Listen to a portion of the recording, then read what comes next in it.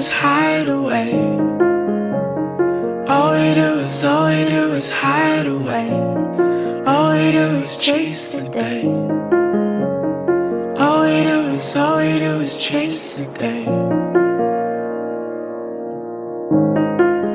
Hello, we love Bracknell. Thank you for joining us. We're here today to have a chat with Perry Power. Hello, Perry. How are you? I'm doing fantastic. I'm really excited to be here. So thank you for having me. You're very welcome. We're here to talk about an important topic with hopefully a positive note as well.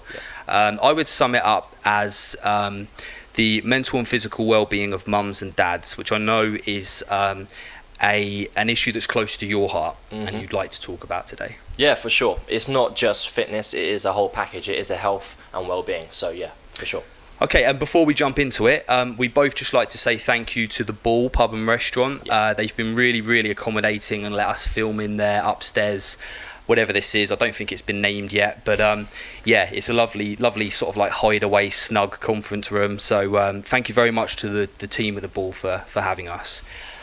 So Perry, for those who don't know who you are, please could you introduce yourself and just say a bit about what you do? Yeah, for sure. So a bit about myself. I am from London. I'm from West London, Chiswick. And then we moved out of London, moved to Bracknell probably about 11 years ago. And then I went to Bracknell College, carried on doing performing arts, which is pretty cool. Then I did a bit of traveling. So I did a bit of traveling around like Hong Kong and Australia. So that was really good, just to see different cultures and see how other people live. You just got back from New York as well, haven't you? Yeah. The first time. Is that the first time or the second time? First time in the States. Oh, right. So what I noticed is that the people that live there in New York are very open-minded. You know, like you can do whatever you want kind of thing. There's no negativities. No, you can't do that because of this, because of that. They're just so open, and that, you know, I loved it. It's awesome. Okay, so why is it important to you that mums and dads look after themselves, the well-being physically and mentally of mums and dads, the effect that has on their kids and stuff? And what is your plan to offer help to Bracknell mums and dads? Yeah, for sure. It's very important to me that mum and dads look after themselves. And the reason why I say that is because if I have to relate it to me, my dad didn't look after himself and he paid the consequences. My mission is to make that change so mum and dads can actually realize that their own health should be a priority, and if they make themselves the best version that they can be, then everyone else around them will become the best version as well. And then when it comes to Bracknell, because I live here and I speak to so many mum and dads every single day, the way that I want to do it is just to try and, like, for example, this video, get out as much content as I can, spread the message specifically in Bracknell as well, so I can help see the change firsthand. So you think that there are a lot of mums and dads out there, they're pouring themselves into their kids, they're running themselves ragged, which is unavoidable, especially for younger kids, even for teenagers. And in the long run, you have to look after number one first, because you're no good to your kids if you're not around. Yeah. And something, you know, happens to you. Yeah. Things come to a head because you've not been looking after yourself. I think definitely the biggest thing is that the parents just aren't aware, you know, and that's what I want to do. I want to make them aware, and that's going to be a key word I'm going to be using throughout the video, just awareness of their own decisions and being aware that their lack of time, which is a big complaint, that their lack of time is just a mask for them just not making it a priority. And yeah, that it's just such a touchy subject with a lot of parents. It got me thinking, do you think that, particularly with men in this country, in our society, you know, with the stigma, which is much to a lesser extent now than, say, 20 years ago, thanks to adverts and campaigns and mental health awareness and stuff, but it's still not perfect. And you could say that men get it tougher because of the perceived masculinity that they have to keep up, and sometimes there's pretense involved in that, and people can just be embarrassed and not used to talking about their problems. Unhealthy behaviours later in life. I know you're going to talk about all this stuff, but anger, even down to drinking too much. It will manifest itself in different ways for different people. So I'm assuming this is the kind of stuff you're talking about. Yes, for sure. Now, like, leading into that, a lot of parents, mum and dads, think that just getting a gym membership or just, asking a PT, can I have one session a week? They think that is the reason, right? As that's going to be the answer to them getting the fitness goals and getting the results. But what they don't understand is that there is like 1,000 layers beneath that. So if we talk specifically about dads, okay, so the men out there, their ego, right, their masculinity, that usually prevents them from taking action on their own health, their own fitness. And again, if we were to go a bit deeper into that, so like my dad, he grew up, he was a bodybuilder, and then he stopped training for nearly 15-20 years, and he didn't work out at all. And then when I became qualified as a personal trainer, I tried to get him as a client, obviously for free, just to help train him and stuff like that. And obviously there was a whole just endless amount of reasons as to why he wouldn't do it. Excuses, right? And he would just say that he didn't have the time. Now, yes, he didn't have much time, but again, if he really wanted it, he would have made the time, and I knew that there was time for him to do it. Then eventually, he just said, right, let's just do it on a Sunday. Let's do it every Sunday.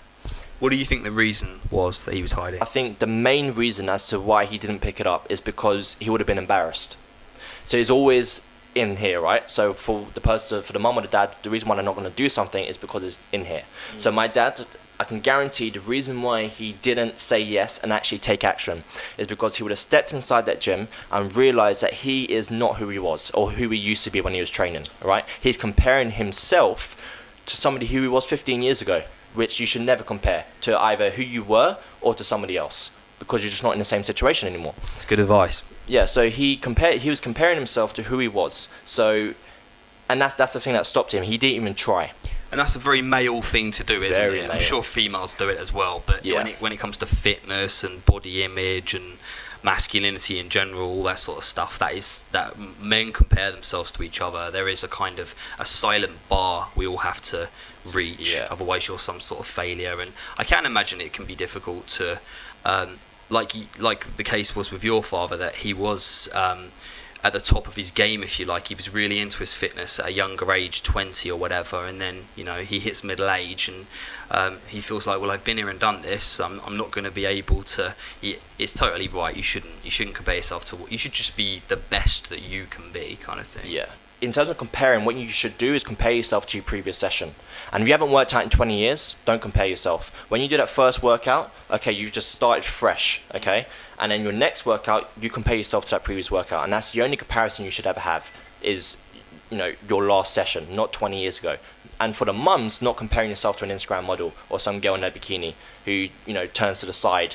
Don't compare yourself to that, because that will prevent you from ever taking action. It's torturing yourself. Oh, massively, yeah. And if mums and dads are doing this, then what message does that send to their kids? Yes, exactly. But the thing is that they don't know that they're sending that message to their kids. No, of course not. No one would inflict that purposefully, but it's happening, isn't it? Exactly. And this book you've mentioned. Yes. Really keen to hear about this. Something about was it 9 masks or? Yeah. So there's a book called The Mask of Masculinity by Lewis Howes. Now, the reason why I brought this book is because I remember, a lot of people usually remember like a pinnacle moment in their life where something changed, whether that's a traumatic event. We're all going to have these experiences, but for me, positively wise, this helped change me. And this is called The Mask of Masculinity because he talks about men wear masks. Now, there's 9 different masks. I don't remember all 9 of them, okay, but they're a mixture of like the stoic mask, the sexual mask, the know-it-all mask. There's all these different masks. And what he's trying to say is that men, now yes, some women as well, but particularly men, they wear these different masks, right? And they don't know they're wearing them. And they can wear them until the day they die. Now, thankfully, I read this and I was looking through the masks, and I realized that throughout my life, even at that precise moment in time, I was still wearing a sexual mask when I was around women, right?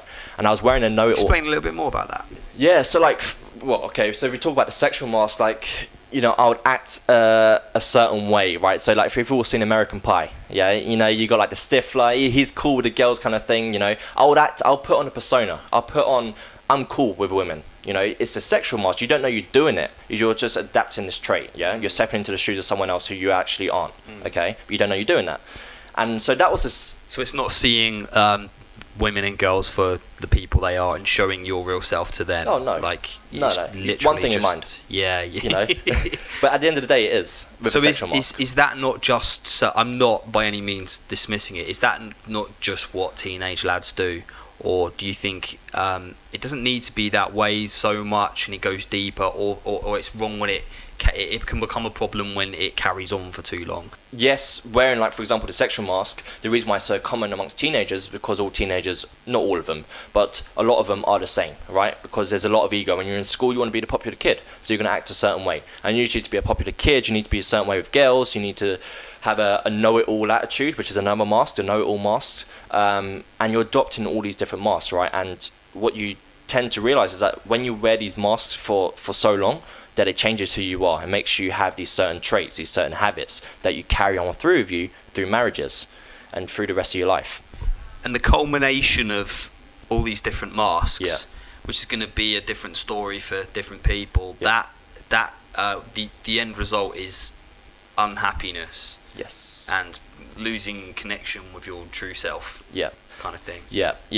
Definitely, 100%. Like, there was one. Without meaning to go all Buddha, but No, you're 100% correct. There's just so much I learned from this book. Like, one of them, I quickly skimmed through the book this morning, and there was for any of you readers, I hope a lot of you do read, but I make notes in my book, so if I want to revisit a book in 6 months' time, I'd have to read through it. I can just skim through, right? And there was one of them, I can't remember what mask it was, but it was one of them where, and I just read it, I was like, wow, that was my dad, yeah? And it was saying how, now this may touch a point, may touch a nerve for a lot of men, but I know it's the case for a lot of men. And it is that a lot of husbands become extremely attached to their wife, okay? And what I mean by that is because some masks prevent you from having intimate relationships with other men because it's gay. You don't want to do that. You don't want to get really close to another man. You don't want to share. You don't want to be vulnerable. You don't want to open up because it's not dominance. You know, you're being vulnerable. And when you're growing up, you know, you don't open up to other kids because, you know, you're not a man, right? And so, like, for example, my dad, he became very dependent on my mum. What I mean by that is that he didn't have many friends. He didn't open up to many friends. And he used my mum as that person. And what he was saying in the book is that when marriages, like, for example, in that example, when a marriage breaks up, that's why you see a lot of men crumble because you've literally just ripped so much away from them because they became very dependent on the wife to express. That's why me and my dad butted heads a lot. We were best friends. We loved each other. Because he became very dependent on, like, me, because he always said to me, you know, you're my best friend, you're the only one I can actually talk to. He always said that to me. Because he didn't have friends that he can open up to because he was a man's man. He didn't want to do that. And he even felt awkward to open up to me because it showed that he was vulnerable. And as a dad, you're meant to be this dominant male, you know, you're meant to portray this certain character is what he thought in his head, which I know a lot of other men do. And the times that he did open up to me, it was cool because we connected, we bonded. Because then I can open up to him. That's how you strengthen that bond, right?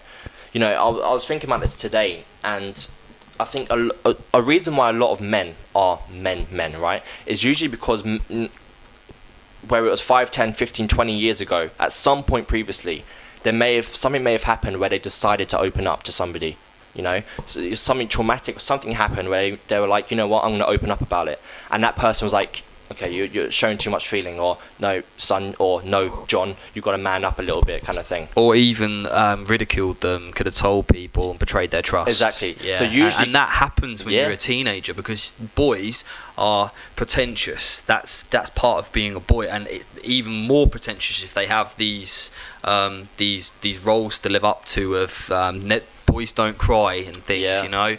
And if you're experienced as a teenager, I can talk for myself. When I was a teenager, I shared a pretty big secret with someone. It was around the school within a week, and you're right. That does have a knock-on and effect affects on you. your It trust. scars you. An example with me on a personal note is like, so in terms of, you know, not ever wanting to talk about like a certain thing that happened, right? So you know, I know you know this, but when I was a very young age, I used to get sexually abused, okay, by my granddad, right? Now that's something that I kept with me for ages, okay? Never wanted to talk about it. Why? because, well, in the beginning I didn't know it was a wrong thing that he was doing, okay? But as I started to grow up and I realized, well, mainly from my dad talking to me about it and just from society, I realized it was actually a very extremely wrong thing to do. But he passed away, shortly after it happened. But when I realized the length of, it was wrong, then I made that firm decision to not talk about it. Why? Because, I'm not going to just talk to my mates who are teenagers or young adults about me going through that certain situation when I was growing up. One, because I feel a little bit awkward, and two, if they realize that, I didn't feel like it was wrong kind of thing, I feel like, they're going to judge me, they're going to ridicule me and things like that. So I kept that with me for ages. I could have easily still kept this to myself, not shared it. So I think it was only a few months ago that I actually openly shared. I did a video on Facebook and I told the world on Facebook about my situation, and the response was insane, like in a positive way. Very brave. Thank you, yeah. And it took a lot for me to do it, because obviously before I hit that post button or that share button, I was like, all these negative things going through my head, right? But what I'm trying to say is that I could have easily kept that with me to the day I die. And I know for a fact that would have... If you don't mind me asking, had you told anybody before the video? Your family and... my family knew, yes, mainly because I wasn't the only one in my family that it happened to by the same man. That's why. So it was a known thing in the family. And my girlfriend at the time, so she knew. Now, like I said, I could have kept this with me, but it would have negatively impacted me further on down the line. Maybe I would have sorted different situations in a different way. And because my personal space was invaded, I know for a fact that on an intimate level, it would have negatively impacted itself, right? And I know that has happened, is happening to a lot of males, kids, teenagers, men out there, and are not sharing. And the point I want to get to is that when you share, when you be vulnerable, when you understand that, that whole concept of being a man's man, let's throw that out, let's put it in the bin, because that's not true. Let's share, let's be open, let's be vulnerable. That is what it means to be a man. It doesn't have to be a massive thing. It can be a multitude of things that could have happened to you. Mm-hmm. It's just about being open, talking about it, trust the right people. Go and see a therapist. I've seen a therapist, and it was brilliant. It was one of the best things I've done in my life. Yeah. I feel no shame about it whatsoever, because where's the shame in talking about something for 8 or 9 weeks and then not like constantly, but once a week, and then leaving and feeling like, bloody hell, I feel so much better. I've just offloaded this stuff that I couldn't deal with when I was younger, and it's given me this new lease of life. There's no shame in that whatsoever. For men, for women, for kids, for anybody. If you've been affected by anything in the video we've been talking about today, we are going to leave the details for the Samaritans and also for a local charity called Youthline at the end of this video. Obviously the Samaritans you can contact anonymously, or you can walk in. There is a Samaritans called Hope Cottage in Bracknell. The details at the end of the video. And just a little shout out to Youthline as well. They have been going 30 years this year, and they help anybody. They're an advice service for anybody under 25, but crucially also for parents, because the way they see it is if they can help the parent, they can help the child. So the details for them and for the Samaritans will be at the end of this video. And I can also reiterate that We Love Bracknell, as always, has an anonymous service. So if you want to post anything serious, or you just want to seek advice on something, you are more than welcome to message me in confidence, or message one of my other lovely admins, and we will put a post out for you anonymously on your behalf. So we haven't talked very much about this plan you have, which is why we're here fundamentally. You've got quite an interesting and clever plan to offer help for particularly mums and dads in Bracknell. Tell us about that a little bit. Yeah. So, we've talked a little bit about my dad, right? So how he went down this whole journey of not keeping his fitness up, okay, mental and physically. So I was thinking, okay, so I know that a lot of mum and dads are going down the same road as him. How can I stop that? How can I prevent that? What things can I put into place, where it's help or services that mum and dads can grab, and not feel ashamed to do so, and actually get the help that they need? And you don't just mean, like throwing yourself into some massive fitness regime in January that you're going to give up by March, because there is more to it than that. You're going to give up if you don't address the other layers and things, and that's what you're trying to do here with your idea, the fit parent movement. Yes, tell us a bit about that.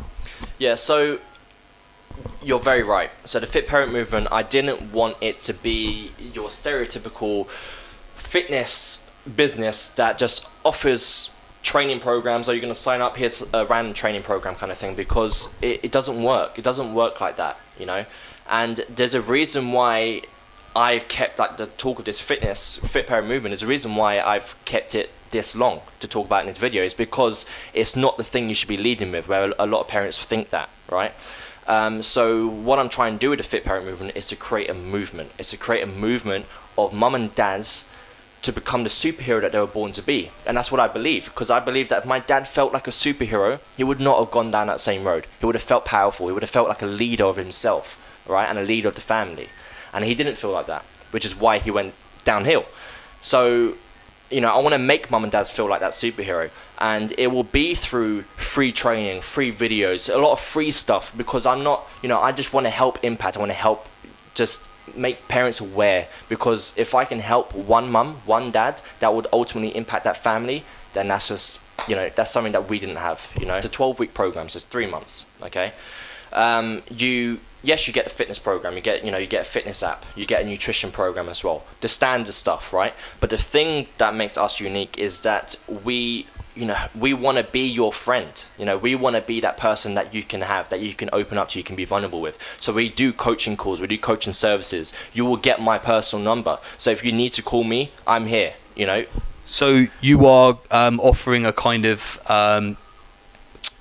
almost counselling service, a one-to-one personal service. Are you creating a community as well within that, so that they can, the members of this thing can talk to each other? 100%. And the reason why I wanted to make that a big part as well is so I can fight the feeling of loneliness.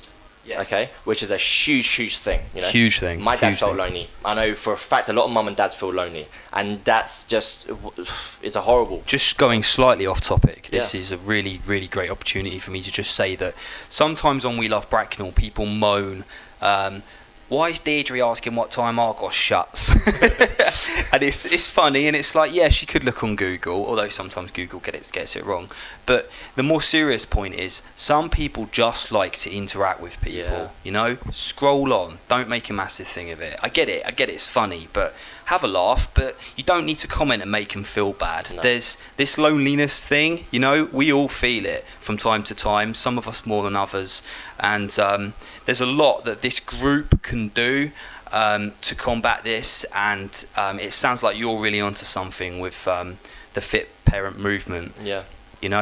So going back onto the community a bit, the reason why it's called the fit parent movement is because I wanted to create a movement. So when a mum and dad wants, they decide that they want to take the action to change, to become the best version of themselves, to become a superhero to themselves and their family, then they are going to become a part of something special, where they're not alone anymore. They're going to have other mum and dads, from around the world as well, not just in Bracknell. There will be a few Bracknell people, but it's just to create that sense of, I'm a part of something. I have friends, I have people that want to do something as well. And because it obviously friendships are going to strike up, but because the nature of some of it is diet and exercise and stuff, people can spur each other on and share advice and tips, diets, foods and things, and recipes and whatever, and share their achievements in their fitness lifestyle and stuff. You can tell that I'm no pro at any of this, but it honestly sounds like a really great idea, mate. And I wish you all the best of luck with it. And we will pop the Facebook page link. Well, you can do the Facebook page link. I have like a 5-day free challenge, which I constantly do a couple of times every month. So they can come and join up as well. You can do the link. It's a Facebook group, and we do cool stuff throughout the whole week, and it's completely free. All right, we'll share all of that in the text above this video. And all that's left to say is thank you very much for joining us today, and opening up and talking about all this stuff. It's really brave, but also really admirable. And I think you're a credit to your dad, and I think you're a credit to your whole family. last word to you, Perry. Yeah, no, I appreciate that. And all I want to do is, if there was one mum or one dad watching this and I said something that made them look at their situation slightly differently, which then spurs on a new action, that's all I ask for, because that could make everything that I do worthwhile. And that's it. Perfect. Thank you very much. So thank you for having me. I really appreciate it. All we do is chase the day. All we do is chase the day. All I did was fail today. All I wanna be is whites and waves. All I did was fail today. All we do